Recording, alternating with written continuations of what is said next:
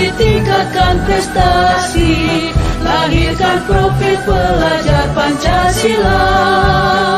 Belajar, bergerak, berbagi untuk negeri, kita menjalin kolaborasi.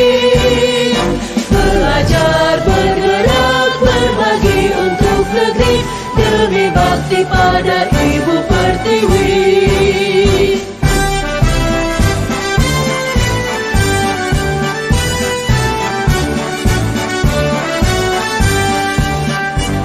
Bulatkan tekad, kuatkan hati. Assalamualaikum warahmatullahi wabarakatuh. Waalaikumsalam warahmatullahi wabarakatuh. Yang kami hormati Bapak Kepala Sekolah SDN 020 Sungai Bekuang, yang kami hormati rekan-rekan SDN 020 Sungai Bekuang. Selawat dan salam marilah kita ucapkan kehadirat Allah Subhanahu wa taala. Mudah-mudahan pada hari ini kita diberi rahmat oleh Beliau. Baiklah, saya tidak akan memperpanjang kata-kata mukadimah. Acara yang pertama yaitu pembacaan doa yang akan disampaikan oleh Bapak kita, Bapak Andri Gautama. Kepada Bapak kami persilakan dengan selawat. Untuk memulai kegiatan hari ini, marilah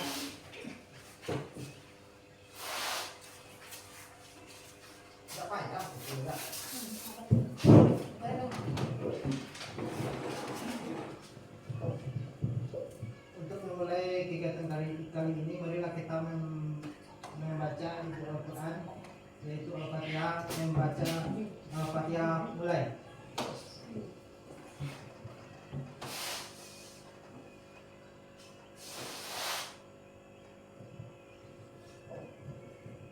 Selesai. Dengan membaca ilmu Al-Quran tadi, semoga acara kita berjalan dengan lancar dari awal sampai akhir. Amin ya rabbal alamin. Assalamualaikum warahmatullahi wabarakatuh.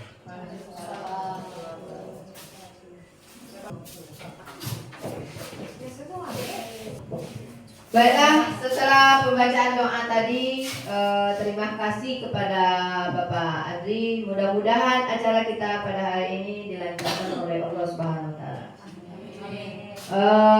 Acara yang kedua yaitu kata sambutan dari Bapak Kepala Sekolah. Kepada Bapak kami persilakan dengan segala hormat.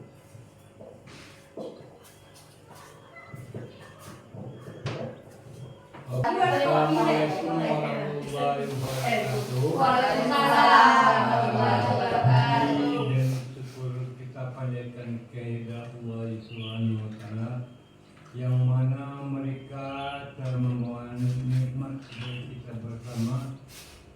Kemudian salawat beriring salam kita panjatkan kepada junjungan kita Nabi Muhammad SAW yang telah membawa umatnya daripada amin berita kepada dalam yang terang benda. Syukur alhamdulillah acara desiminasi budaya pagi hari ini akan segera kita laksanakan. Marilah kita ikuti dengan seksama dan perhatikan dengan baik-baik. Kemudian kita ikuti dengan seksama, ya. Kemudian apa-apa yang disampaikan nanti akan menjadi pedoman bagi kita dalam melaksanakan tugas kita sehari-hari sebagai tenaga pengajar, ya. Demikianlah yang perlu para rekan. Wabillahi taufiq. Assalamualaikum warahmatullahi wabarakatuh. Waalaikumsalam warahmatullahi wabarakatuh.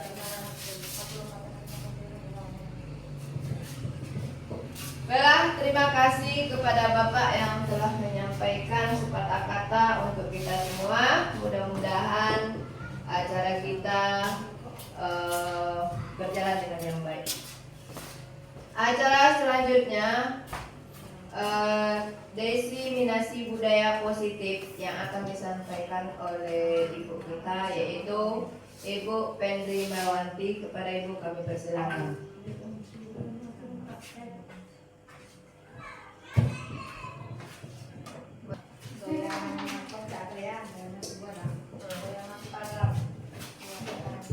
Assalamualaikum warahmatullahi wabarakatuh. Waalaikumsalam warahmatullahi wabarakatuh. Terima kasih kami ucapkan kepada Ibu Pengacara yang telah memberikan kesempatan kepada kami untuk menyampaikan tugas aksi nyata kami tentang diseminasi budaya positif modul 1.4, yang mana tugas ini akan kami unggah di LMS dalam bentuk aplikasi di sekolah. Yang mana diseminasi budaya positif ini itu pada modul 1, tepatnya pada modul 1.4. Sebelum kita lanjutkan, terlebih dahulu kita bersyukur kepada Allah Subhanahu wa Ta'ala yang mana pada pagi hari ini masih diberi kesehatan, kesempatan sehingga kita masih bisa melaksanakan acara kegiatan diseminasi budaya positif. Selanjutnya, tidak lupa pula kita kirimkan salawat kepada junjungan alam Nabi Muhammad SAW yang telah membawa kita dari alam kebodohan kepada alam yang penuh dengan ilmu pengetahuan seperti yang kita rasakan pada saat ini. Sebelum kita lanjutkan, terlebih dahulu untuk menambah semangat kita, kepada Bapak dan Ibu, jadi kita adakan ice breaking. Masih padang.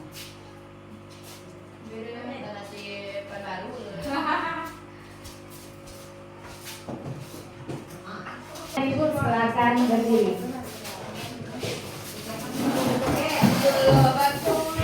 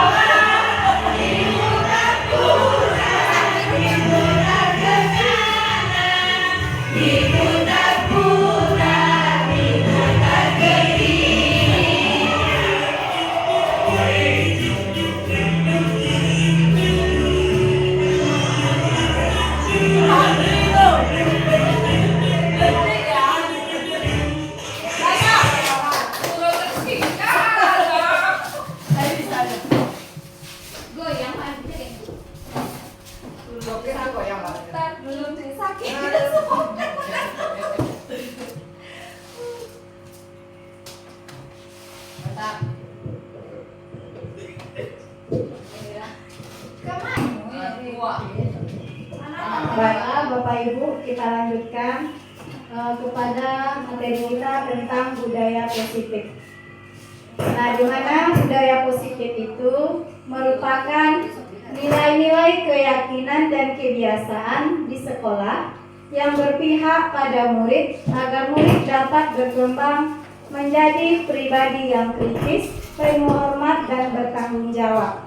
Maksudnya di sini itu nilai-nilai yang kita terapkan baik kepada murid kita, antar rekan sesama guru, kita menciptakan nilai-nilai keyakinan, nilai-nilai kebajikan yang mana nanti akan berpihak pada murid kita. Selanjutnya, di dalam materi konsep budaya positif, yang pertama, pembelajaran paradigma baru, disiplin positif, kebutuhan dasar manusia, motivasi perilaku manusia, posisi kontrol, keyakinan kelas, dan segitiga restitusi. Selanjutnya tentang pembelajaran dengan paradigma baru sesuai dengan kurikulum kita sekarang, yaitu pembelajaran paradigma barunya kita terapkan di sekolah kita dari kelas 1, 2, 4, dan 5. Nah, jadi pembelajaran paradigma baru ini dirancang berdasarkan prinsip pembelajaran berdiferensiasi, sehingga setiap peserta didik belajar sesuai dengan kebutuhan dan perkembangannya untuk mewujudkan profil pelajar Pancasila. Yang mana pembelajaran dengan paradigma baru ini kita mengacu kepada profil pelajar Pancasila dengan 6 dimensi profil pelajar Pancasila. Yang pertama, beriman, bertakwa kepada Tuhan Yang Maha Esa dan berakhlak mulia, berkebinekaan global, bergotong royong, mandiri, kreatif, dan bernalar kritis. Jadi intinya pembelajaran paradigma baru adalah profil pelajar Pancasila. Selanjutnya, disiplin positif. Nah, sebelum kita masuk kepada disiplin positif, Bapak Ibu, apa yang teringat di kata-kata dari disiplin?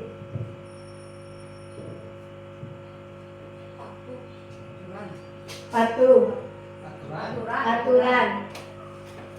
Ada lagi Bapak Ibu? Perintah, ketentuan. Nah, disiplin di sini itu berkaitan tidak hanya pada peraturan. Di sini kita mengacu kepada bagaimana siswa kita menerapkan pembelajaran yang bernilai bertanggung jawab untuk menumbuhkan kesadaran dirinya. Jadi tidak hanya berpacu kepada peraturan saja. Nah, di dalam disiplin positif, cara yang ditentukan ada 3. Yang pertama, cara penerapan disiplin yang mengajarkan anak untuk bertanggung jawab dan menumbuhkan kesadaran diri berdasarkan nilai-nilai kebajikan. Nah, nilai-nilai kebajikan ini ada beberapa, contohnya saling menghormati, saling menghargai, disiplin. Itu salah satu contohnya. Selanjutnya, disiplin ini lebih ke arah untuk mengontrol diri. Kita bisa mengontrol diri kita dalam melakukan segala tindakan. Selanjutnya, dapat membuat murid memahami dan menyadari berdasarkan motivasi internal, bukan akibat paksaan, ujian, atau hukuman. Maksudnya di sini adalah motivasi yang timbul dari dalam diri siswa itu sendiri. Bukan hanya dia takut kepada hukuman yang akan kita berikan atau mendapatkan imbalan. Kalau misalnya siswa kita tepat datang waktu, dia tidak hanya ingin mendapatkan hadiah, tetapi muncul kesadaran dalam dirinya sendiri. Selanjutnya, sebelum kita lanjutkan kepada kebutuhan dasar manusia, Kira-kira dari Bapak Ibu ada yang ditanyakan tentang disiplin positif?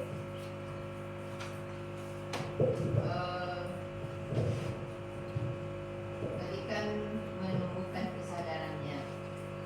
Ya Bu. Jadi bagaimana kita cara untuk menumbuhkan kesadaran anak-anak kita ini, kan banyak yang kurang paham dengan bahasa. Ya. Jadi bagaimana cara untuk menumbuhkan kesadaran mereka itu bahwasannya disiplin itu digunakan keseharian. Baik Bu, Bibet, terima kasih atas pertanyaannya. Sebelum kami jawab dari Bibet, apakah ada dari rekan-rekan yang lain bisa memberikan saran ataupun masukan terhadap pertanyaan dari Bibet tadi?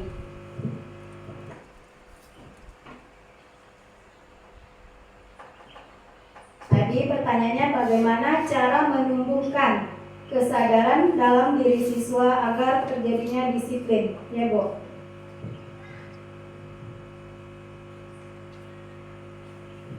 Kira-kira dari ibu yang lain ada atau dari bapak?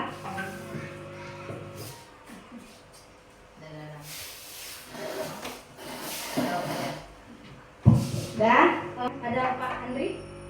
Iya tadi. Iya tadi. Ya silakan Bapak Andri.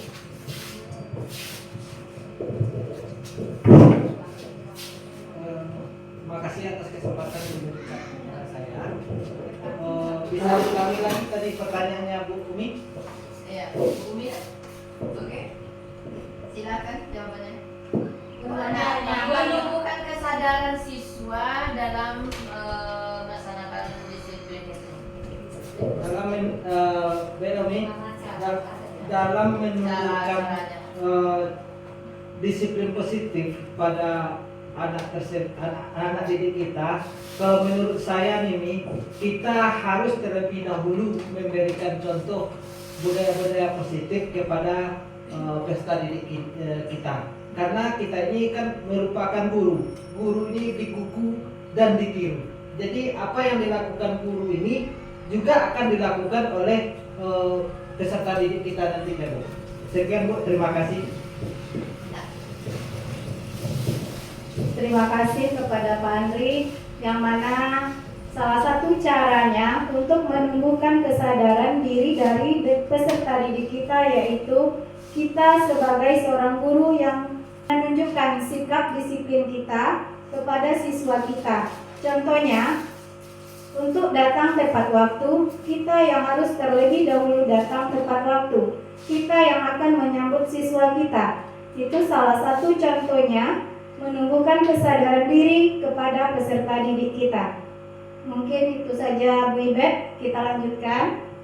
Selanjutnya, kebutuhan dasar manusia ada 5. Yang pertama, bertahan hidup. Yang mana bertahan hidup di sini kita membutuhkan makan, minum, kesehatan, rumah, dan rasa aman. Kalau ini semua ada, maka secara otomatis kebutuhan kita telah dipenuhi atau telah terpenuhi. Selanjutnya, kasih sayang dan rasa diterima, di mana kebutuhan dasar kasih sayang dan diterima ini itu kita saling menyayangi. Saling menyayangi walaupun kita berbeda, kita tetap menyayangi baik orang dewasa, anak-anak, ataupun orang tua kita sendiri. Kalau di sekolah itu seluruh yang ada sekolah, kita harus saling menyayangi. Selanjutnya, memberi dan menerima perhatian. Nah, di sini contohnya, misalnya siswa kita, kenapa dia sering berkelahi? Mungkin dia kurang kasih sayang dari orang tuanya. Nah, kita sebagai seorang guru harus memberi dan menerima perhatian. Di sini memberi, bagaimana kita cara memberikan kasih sayang, perhatian kepada siswa kita, kenapa dia sering berkelahi. Itu salah satu contohnya. Karena dia mempunyai kebutuhan untuk rasa diterima. Kadangkala siswa kita ini kan dia ingin kasih sayang dari kita. Makanya dibuat tingkah laku seperti berkelahi, coret-mencoret, itu salah satunya. Nah, yang ketiga, perasaan diterima di kelompoknya. Selanjutnya, kebutuhan dasar manusia yang ketiga yaitu penguasaan. Di sini penguasaan yang pertama diakui prestasi dan kemampuannya. Nah, di dalam sekolah semua siswa itu dia kemampuannya mungkin berbeda-beda. Di bidang akademiknya tidak sama, tetapi siswa kita harus kita akui karena setiap manusia mempunyai kelebihan dan kekurangan. Selanjutnya, didengarkan dan merasa berharga.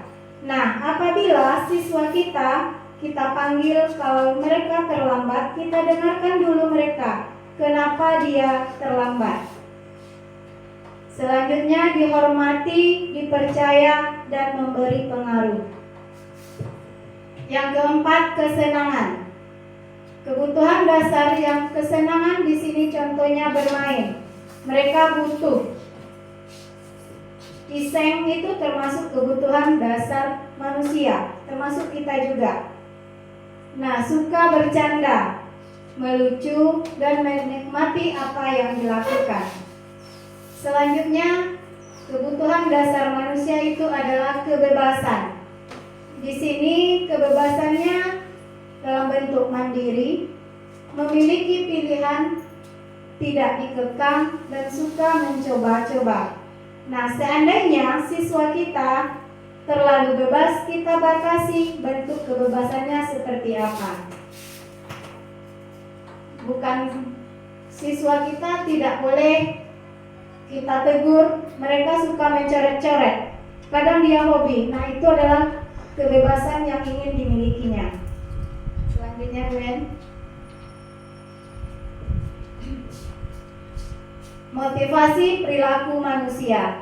Nah, motivasi merupakan dorongan yang timbul pada diri seseorang secara sadar atau tidak sadar untuk melakukan suatu tindakan dengan tujuan tertentu. Jadi ada motivasi di dalam diri kita, ada dua, yaitu motivasi ekstrinsik dan motivasi intrinsik. Nah, di dalam motivasi ekstrinsik, yang pertama yaitu menghindari ketidaknyamanan dan hukuman. Di sini contohnya pada kita. Kalau kita terlambat, kita hanya takut kepada peraturan sekolah. Itu salah satu ketidaknyamanan, atau kita menghindari hukuman, takut ditegur oleh kepala sekolah. Kalau pada siswa, misalnya mereka takut dihukum. Kalau terlambat, sesampai di kelas kita hukum. Itu salah satu motivasinya yang dari luar. Yang kedua, mendapatkan imbalan atau penghargaan. Nah, di sini contohnya kita datang tepat waktu hanya ingin mendapatkan pujian ataupun penghargaan yang diberikan oleh sekolah kepada kita. Begitu juga dengan peserta didik kita. Siapa yang cepat datang ke sekolah, ibu kasih uang. Itu contoh motivasi dari luar atau motivasi ekstrinsik. Sedangkan motivasi intrinsik yaitu menghargai nilai kebajikan diri sendiri. Nah, di sini adalah nilai yang timbul dari dalam dirinya untuk selalu datang tepat waktu. Dia menghargai dirinya dan nilai-nilai kebajikan yang ada pada diri sendiri. Jadi timbul dari dalam diri kita masing-masing. Selanjutnya, di sini 5 posisi kontrol guru dan orang tua.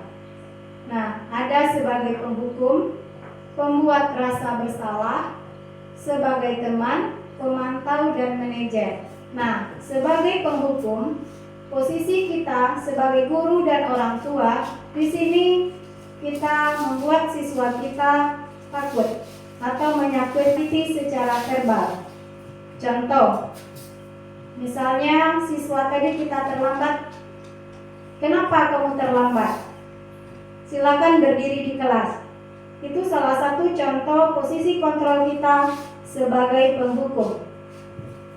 Yang pembuat rasa bersalah, di sini posisi kita seorang guru atau orang tua lebih lembut.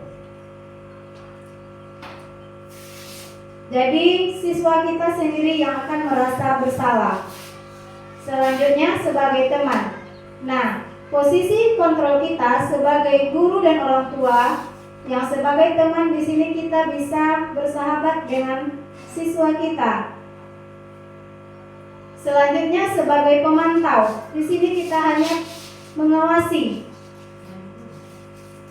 Sedangkan yang terakhir sebagai manajer, inilah posisi kontrol yang terbaik. Dari 5 posisi ini, kita sebagai guru dan orang tua harus sebagai posisinya manajer. Inilah posisi kontrol yang paling terbaik. Nah, mungkin di sini kontrol kita kebanyakan sebagai penghukum dan sebagai teman. Nah, untuk itu kita harus menerapkan posisi kita sebagai manajer. Udah lanjutkan, Bre.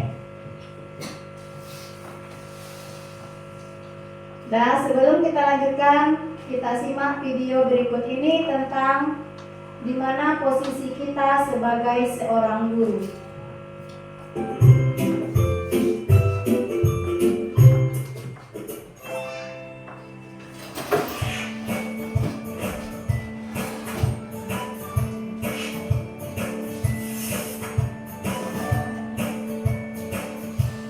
Halo, Bapak Ibu Guru calon guru penggerak.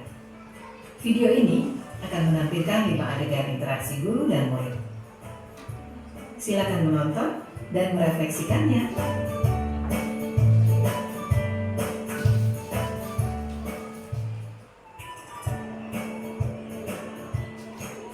Pagi anak-anak, silakan PR yang kemarin Ibu berikan diletakkan di meja.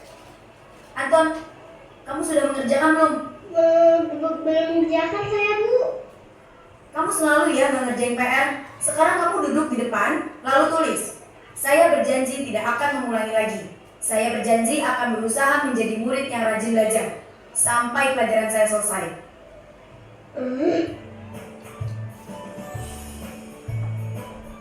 Pagi anak-anak, hari ini ada tugas ya? Ada yang belum mengerjakan? Anton, kamu sudah mengerjakan? Belum, Pak. Kamu nggak ngerjain tugas ya? Kamu mau jadi apa nanti? Kamu lihat sekolah nggak sih? Coba bayangkan orang tuamu betapa kecewanya sama kamu. Kamu itu sudah kelas 5. Harusnya bertanggung jawab sama dirimu sendiri. Maaf, Bu. Saya terlambat. Ya udah, nanti jangan diulangi lagi ya. Kalau kamu rajin, Ibu senang lihatnya. Ya, lain kali tepat waktu ya masuknya. Tas dulu dong. Kita kan teman. Wah, jadi kalau aku terlambat lagi, apa ya?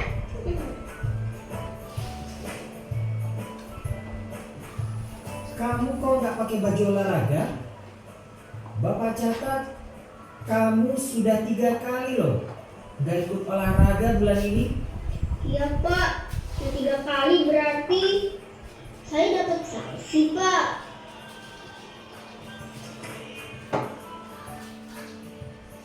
Ini, Bu. Saya mengumpulin tugas. Maaf ya, Bu. Saya terlambat mengumpulin tugas. Kenapa kamu terlambat mengumpulkan tugas? Iya, Bu. Saya kalau sore bantuin Ibu jaga warung. Gak sempat ngerjain tugas. Kira-kira nih, apa yang bisa kamu perbaiki supaya kamu bisa mengerjakan tugas tepat waktu? Coba, kapan biasanya kamu membantu ibu jualan? Jam 6 sampai jam 8 malam, Bu. Bagaimana kalau kamu membuat jadwal? Kapan kamu akan mengerjakan tugas? Oh gitu ya, Bu. Saya coba nih, Bu. Terima kasih, Bu.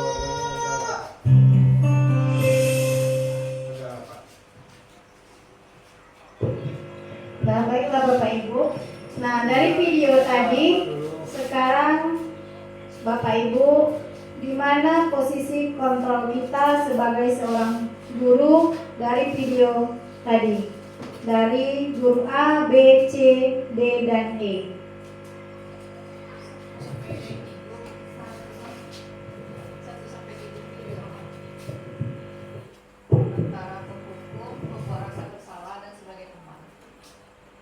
Nah, dari video yang tadi kita bisa merefleksikan diri, posisi kita sebagai penghukum, pembuat rasa bersalah, dan sebagai teman.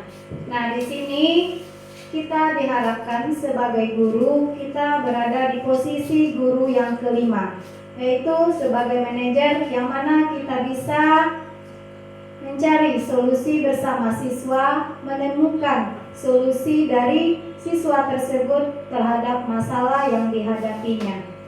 Jadi itulah harapan kita sebagai seorang guru, posisi kontrol kita sebagai posisi manajer. Sebelumnya Bu N. Nah, ini contoh penerapan 5 posisi kontrol kita. Yang pertama sebagai penghukum. Contohnya di sini, karena kamu main HP saja silakan berdiri di depan kelas. Ini salah satu kita membuat siswa kita dihukum. Contoh yang kedua, bisa-bisanya kamu tidur ketika ibu menjelaskan. Silakan keluar kelas. Yang kedua, pembuat rasa bersalah. Nah, di sini contohnya, beberapa kali ibu harus mengingatkan kamu, ibu kecewa dengan kamu. Yang kedua, mau jadi apa kamu di masa depan nanti? Ketika belajar kamu malah tidur. Itu adalah salah satu contoh-contoh yang sering terucap oleh kita kepada siswa kita. Nah, di sini posisi kontrol kita sebagai pembuat rasa bersalah. Yang ketiga, posisi sebagai teman, contohnya, ayolah jangan ribut, buat ibu bangga. Kali ini aja ya ributnya. Yang kedua, contohnya, ya udah nggak apa-apa, kamu tidur di pembelajaran saat ini. Pertemuan minggu depan jangan lagi ya. Selanjutnya, Ben, sebagai pemantau. Nah, posisi kontrol kita sebagai pemantau, penerapannya contohnya, yang sering terjadi, kamu sudah tidak menaati kontrak belajar di kelas kita. Masih ingatkan apa konsekuensinya? Yang kedua, coba ingat kembali kontrak belajar kita dan konsekuensinya. Yang terakhir, manajer, apakah kamu tahu apa kesalahan kamu? Kira-kira bagaimana kamu memperbaiki kesalahan kamu?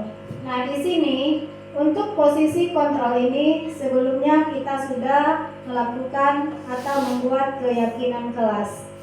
Nah, jadi pada posisi manajer ini, jadi siswa-siswa kita sudah tahu apa keyakinan yang telah kita sepakati bersama di kelas kita masing-masing. Nah, selanjutnya BN, kita masuk pada keyakinan kelas.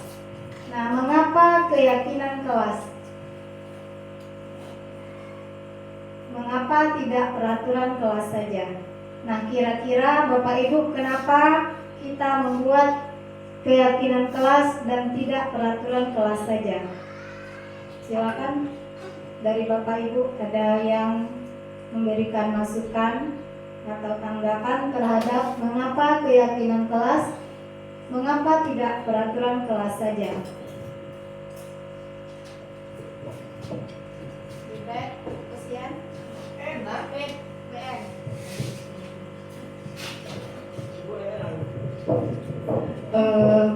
Kalau menurut saya, kalau keyakinan kelas ini dibuat di kelas secara bersama antara guru dengan siswa, dan konsekuensi atau kesepakatannya nanti jika terjadi pelanggaran itu akan tahu sendiri sama siswanya. Oh, saya melanggar ini tadi, berarti ini konsekuensi yang harus saya jalani. Sedangkan kalau peraturan kelas ini peraturan kelas ini biasanya dibuat oleh salah satu pihak saja. Mungkin lebih banyak guru yang membuat peraturan kelas ini dan disepakati tidak secara bersama, mungkin langsung tertempel aja di dinding kelas.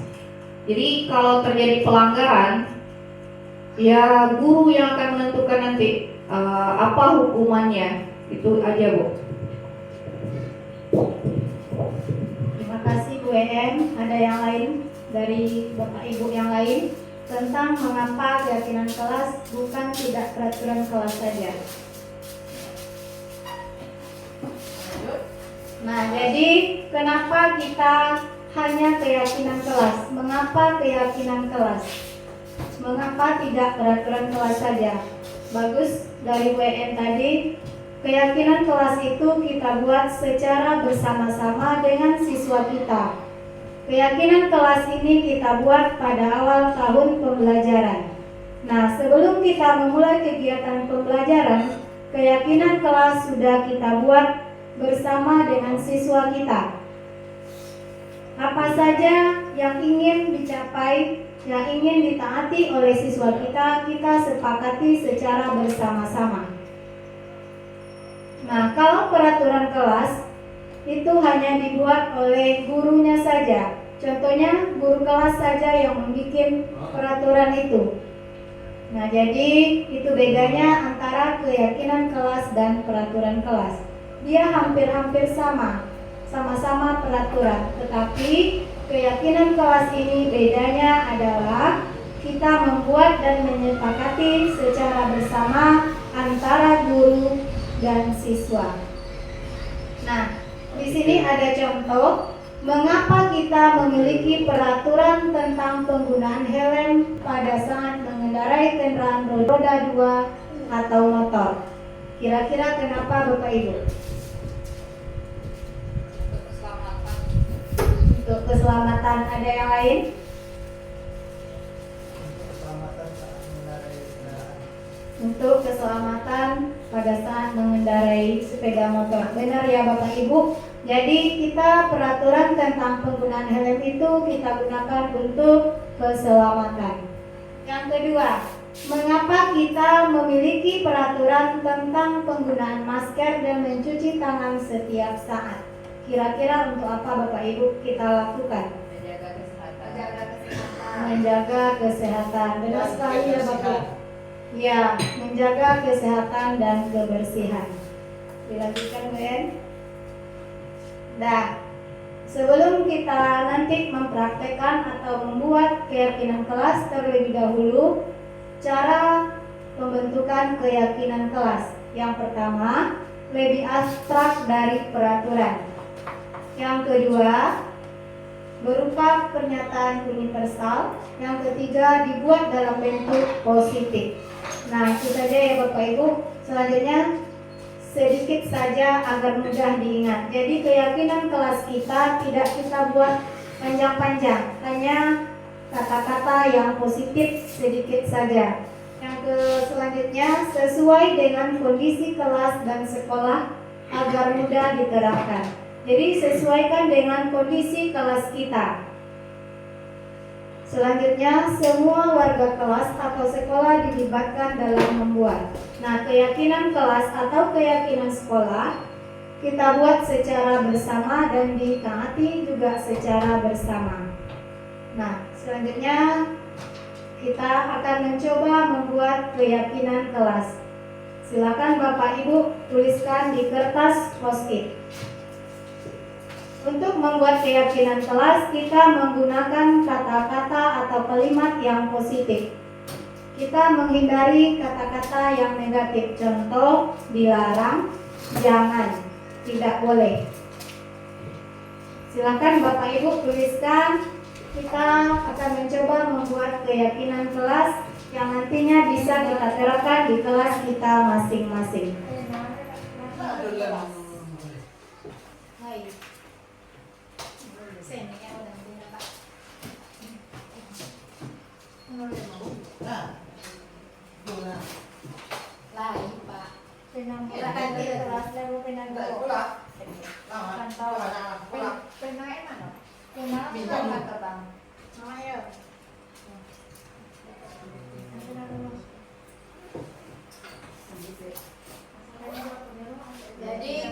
membuat keyakinan kelas itu sesuaikan dengan kondisi kelas kita.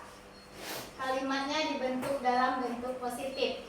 Hindarkan kalimat yang berbentuk negatif dengan menggunakan kata jangan, tidak, ataupun tidak boleh.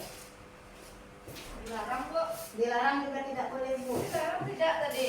Makanya diajak aja. Makan gratis boleh. Makan gratis boleh. Kak. Ya, Kalau ada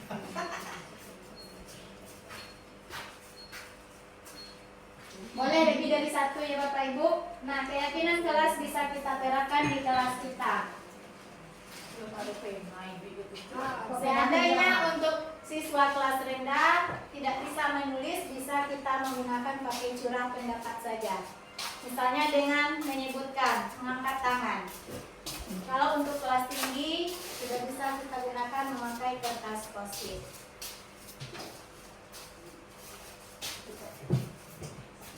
Bisa Pak. Mantap Pak. Kalau ini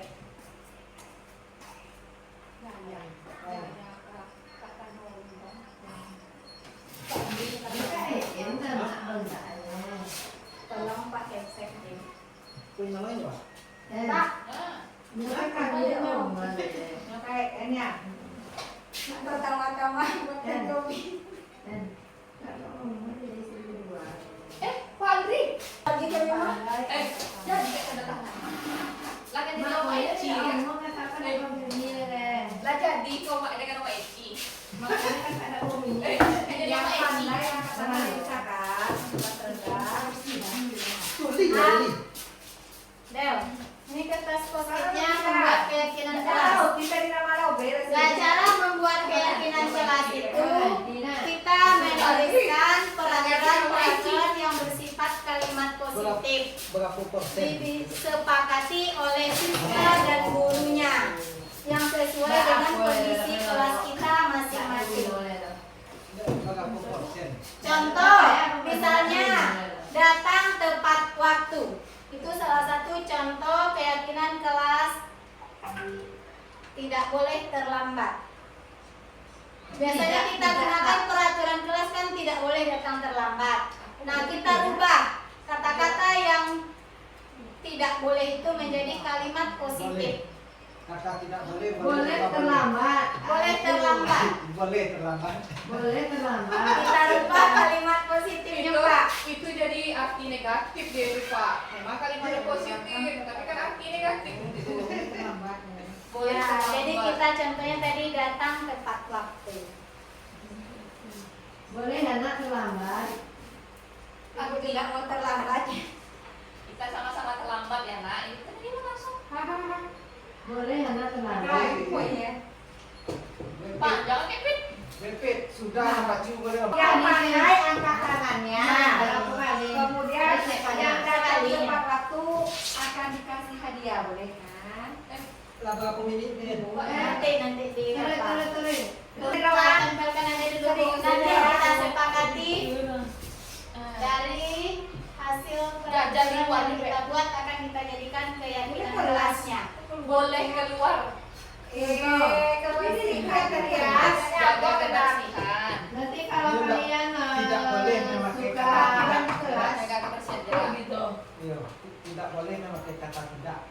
Kata tidak, jangan Hargai teman yang sedang dilarang, tidak boleh, tidak. Contohnya tidak boleh datang terlambat. Jadi boleh datang terlambat. Boleh datang terlambat. Kini tugasnya merangkap kalian jadi guru, jadi petugas tukang kue kopi. Inyonya Cina tuh kalau kayak di sekolah tuh kue kopi. Kalau kakak pas pinjaman atau kakak berlaku. Kalau kalian itu bacakan hasil dari peraturan yang dibuat. Assalamualaikum warahmatullahi wabarakatuh. Waalaikumsalam warahmatullahi wabarakatuh. Baiklah, saya akan membacakan beberapa keyakinan kelas yang ada di depan mata kita masing-masing. Yang pertama yaitu mari kita jaga kebersihan kelas.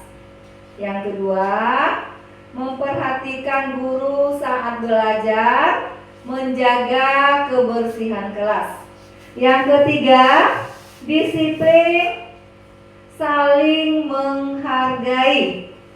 Yang keempat, diajak anak-anak untuk menjaga kebersihan kelas. Yang kelima, budayakan antri. Yang keenam, ayo anak-anak kita buang sampah di tong sampah. Nah, oke, cukup sekian. Assalamualaikum warahmatullahi wabarakatuh.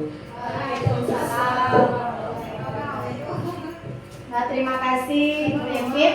Nah, di sini sudah dapat beberapa kita buat peraturan. Yang pertama, mari kita jaga kebersihan kelas. Nah, di sini untuk membuat keyakinan kelas kita gunakan tadi sedikit saja agar mudah diingat. Nah, kita jadikan dia sesuai dengan nilai-nilai kebajikan universal. Nah, mari kita jaga kebersihan kelas. Ini kalimatnya sudah kalimat positif. Kita sesuaikan lagi sesuai dengan nilai kebajikan universal. Misalnya, jaga kebersihan kelas karena akan mudah diingat oleh siswa kita. Yang kedua, memperhatikan guru saat belajar. Nah, di sini kita memperhatikan guru. Kira-kira apa nilai kebajikan yang terkandung pada memperhatikan guru? Disiplin apa dalam belajar? Disiplin. Ada yang lain lagi Bapak Ibu? Kira-kira yang mudah lebih diingat oleh siswa kita? Memperhatikan guru.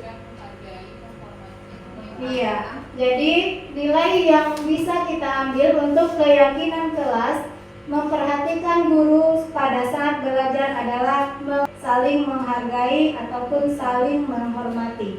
Nah, selanjutnya disiplin. Nah, disiplin sudah termasuk kepada keyakinan kelas. Saling menghargai juga sudah bisa kita buat keyakinan kelas. Yang selanjutnya diajarkan anak-anak untuk menjaga kebersihan kelas. Tadi juga sudah tentang jaga kebersihan. Budayakan antri. Ini sudah bisa kita jadikan sebagai keyakinan kelas.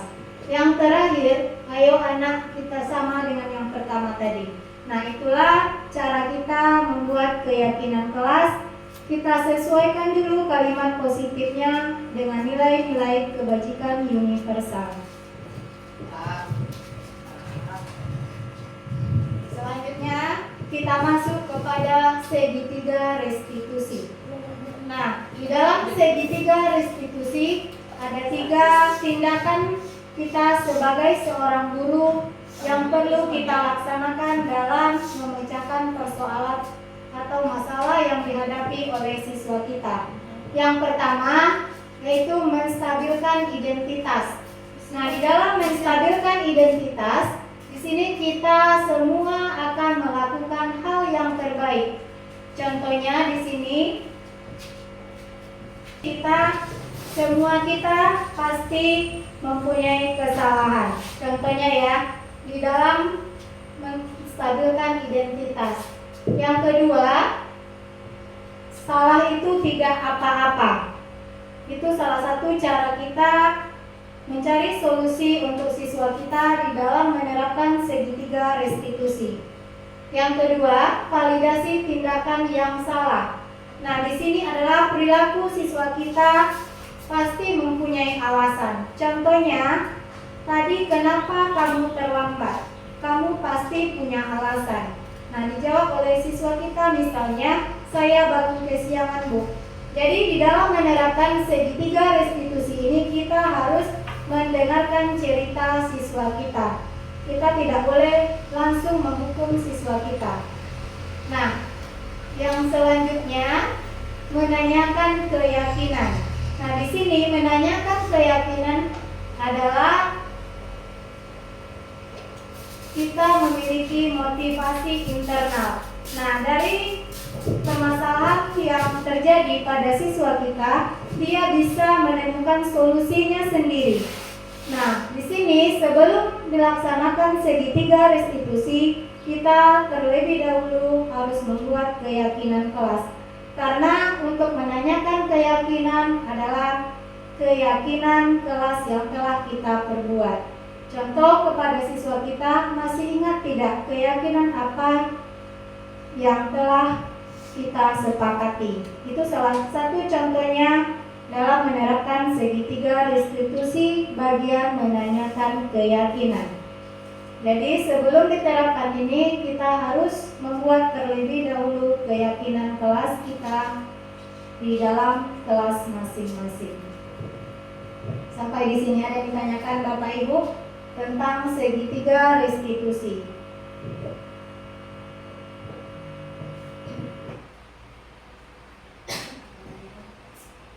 Segitiga restitusi. Nah, segitiga restitusi ini kita gunakan untuk memecahkan permasalahan yang terjadi pada siswa-siswi kita di sekolah. Ini juga bisa kita terapkan di rumah kita masing-masing.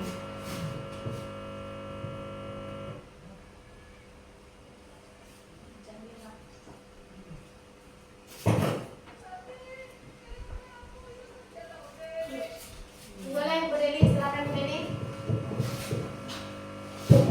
Terima kasih atas kesempatannya. Saya mau bertanya Bu tentang keyakinan kelas ini. Selain keyakinan kelas, saya juga mendengar tentang kesepakatan kelas. Jadi apa perbedaannya keyakinan kelas dengan kesepakatan kelas gitu? Demikian Bu.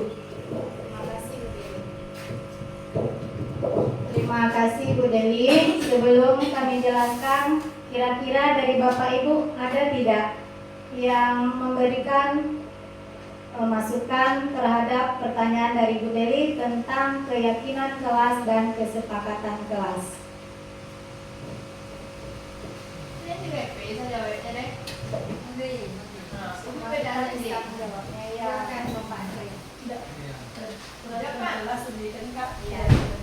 Tadi ada peraturan kelas, keyakinan kelas dan kesepakatan kelas. Kalau peraturan dan keyakinan tadi kan perbedaan itu kan istilahnya yang seperti apa? Ya, nanti ya Bu Ipit, kita bahas satu-satu dulu ya Bu Ipit tentang kesepakatan kelas dan keyakinan kelas. Kira-kira dari Bapak Ibu ada yang mau memberikan masukan?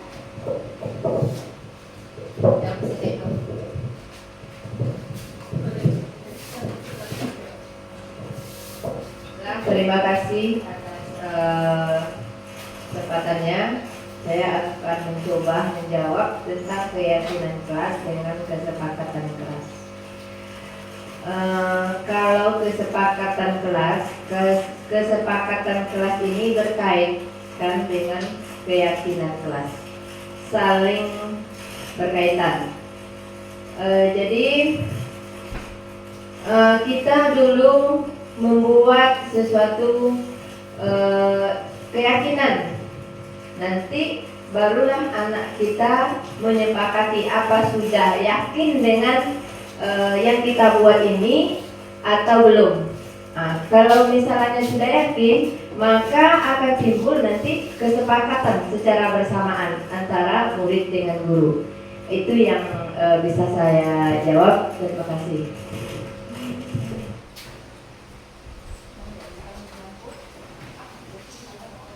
Terima kasih ya Bu Ibet. Tadi Bu Deli menanyakan tentang keyakinan kelas dan kesepakatan kelas, apa bedanya? Nah, menurut Bu Ibet, tadi keyakinan kelas dibuat peraturan secara bersama oleh siswa kita yakini. Peraturan yang telah kita buat, kita sepakati. Nah, terjadilah kesepakatan kelas. Itu kan Bebek. Nah, menurut Bu, Bapak Ibu dan yang lain, kira-kira ada tidak perbedaan dari keyakinan kelas dan kesepakatan kelas?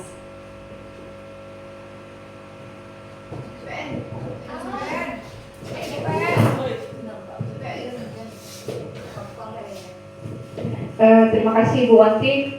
Kalau menurut saya, sebelum kita membuat keyakinan kelas, yang kita buat itu dulu adalah kesepakatan kelas.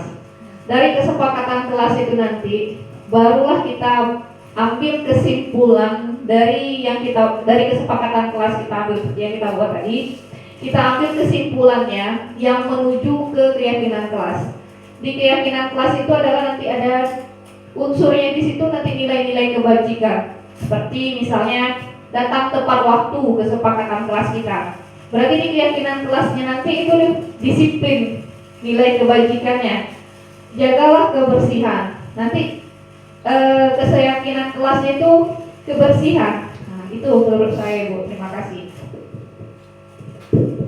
Terima kasih Bu En, Bu Ivet, dan Bu Dewi atas masukannya. Jadi keyakinan kelas itu kita buat berdasarkan kesepakatan yang telah disepakati oleh siswa dan guru. Kalau kita di SD itu guru kelasnya dengan siswa. Jadi keyakinan kelas ini diambil dari kesimpulan kesepakatan kita berdasarkan nilai-nilai kebajikan universal. Nah, di sini ada tadi dicontohkan sama Bu En tentang jagalah kebersihan kelas. Jadi keyakinan kelasnya adalah kebersihan. Sama kayak menjaga helm tadi, nilai keyakinannya adalah keselamatan. Sama seperti itu. Jadi kesepakatan dulu kita buat, barulah kita jadikan sebagai keyakinan kelas. Itu mungkin Bu Dewi. Nilainya gitu. Nilai kebajikannya. Dari kesepakatan. Nah, selanjutnya tadi juga ada dari Bu Ipit tentang menstabilkan identitas. Silakan diulangi Bu Ipit.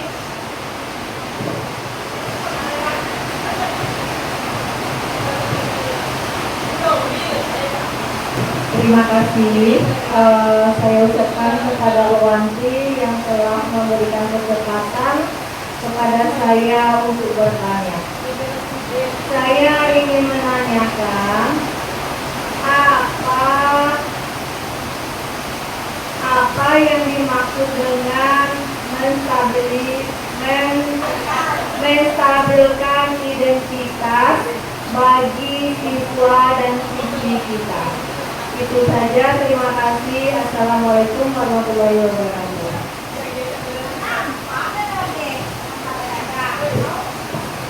Baiklah, Bu Ipit, kami akan mencoba menjawab tentang menstabilkan identitas. Nanti apabila ada kekurangan kami minta tambahan dari Bapak dan Ibu guru, dari Fadli ataupun WN. Nah, untuk menstabilkan identitas ini kita mencari permasalahan apa yang terjadi dengan siswa kita. Tadi contohnya, misalnya siswa kita kelangi, kita tanya tadi misalnya yang ada laporan dari siswa kita, Bu, teman kami ada berantem. Nah, kita panggil siswa kita tanyakan dia, tadi Ibu dapat laporan dari temanmu, kamu berkelahi dengan ini, misalnya, sehingga temannya menangis. Kita tanyakan, itu contoh penjelasannya ya Bu Ipit ya, untuk menstabilkan identitas.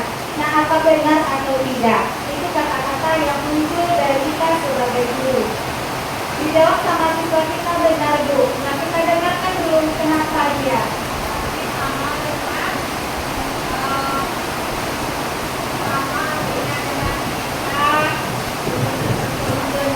Informasi, gitu kan Bu Wanti, mencari informasi terhadap anak. Nah, gitu kan? Menstabilkan identitas ini ya sesuai kita mencari informasi kebenaran atau tidaknya dari perbuatan siswa kita tadi. Mungkin ada tambahan dari Ben atau Kak Andri, disilakan tentang menstabilkan identitas.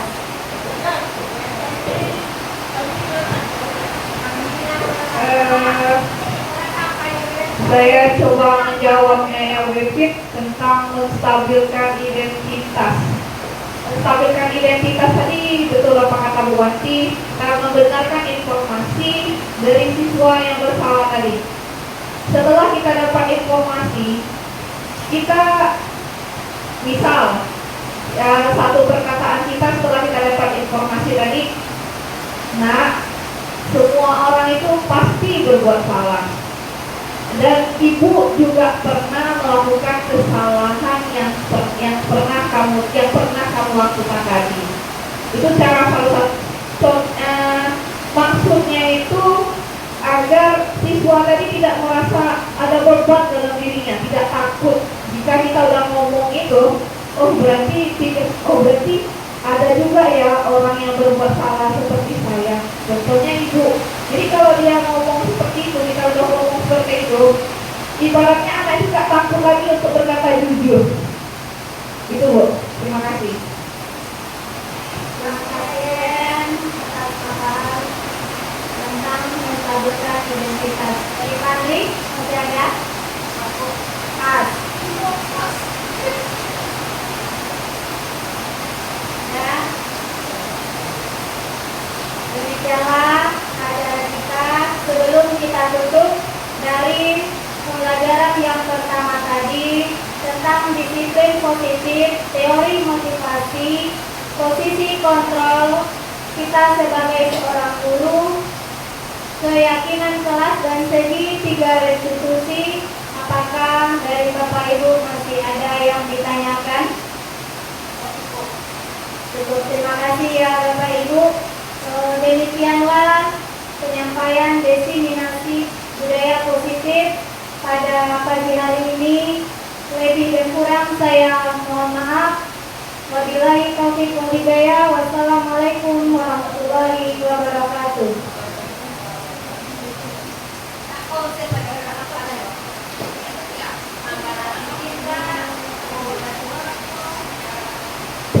Terima kasih atas pemaparannya dari Bu Wanti tentang diseminasi budaya positif. Semoga apa yang dipaparkan oleh Bu Wanti tadi yang berbagi praktik baiknya kepada kita bisa kita laksanakan di sekolah, terutama di kelas kita terlebih dahulu, agar bermanfaat untuk kita semua. Lebih dan kurang saya mohon maaf. Wabillahi taufiq wal hidayah. Wassalamualaikum warahmatullahi wabarakatuh.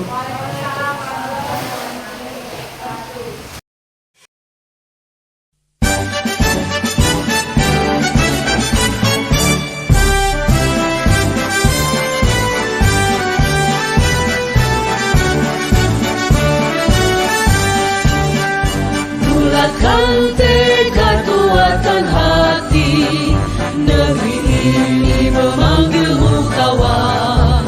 Belajar bergerak berbagi untuk negeri, guru penggerak majukan pendidikan. Guru penggerak menghamba pada murid, kreatif rancang pembelajaran. Hargai potensi, tingkatkan prestasi, lahirkan profil pelajar Pancasila.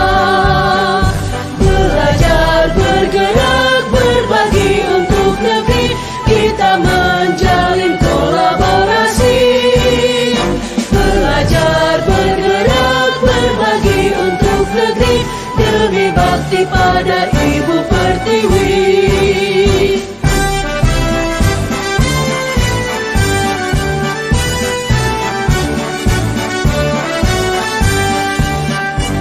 Bulatkan tekad, kuatkan hati, guru penggerak majukan pendidikan. Guru penggerak menghamba padamu,